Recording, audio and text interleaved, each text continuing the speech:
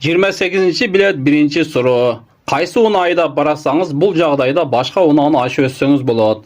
Азыр бұл жерді қарасаңыздар, қалты қоныштың сыртындағы жол екен, тоқойдың ішіндегі жол екен көрсөтүлүп атат. Азыр бұл жерде bir бағытқа екі tilke бар екен. Ортодогу үзүлбөгөн сызыктын оң тарабында екі tilke bir бағытқа жүргөнгө уруксат берип атат.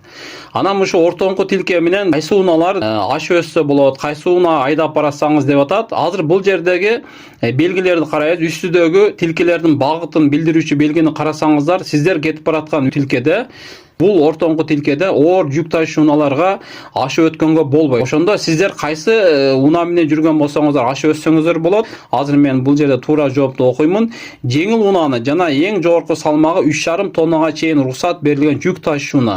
Негизи 3,5 тоннага чейинки уналар жүк ташуучу болсо дагы алар жеңилге кирет. Ошол себептен аларга дагы ушу ортоңку tilke менен ашып өткөнгө уруксат берилет. Ошондо туура жооп кандай экен? Жеңил унаны жана эң жогорку салмагы 3,5 тоннага чейин уруксат берилген жүк ташуучу унаны деген жооп туура болот. Ушул жоопту белгилейбиз. Кыздар үчүн чоң рахмат. Урматтуу менин көрүүчүлөр, мен катталуучуларым. Эгер право алууда экзаменден өтүү аябай кыйын болуп жаткан болсо, кайра барып жадаган болсоңуздар, анда менде платный онлайн курс бар.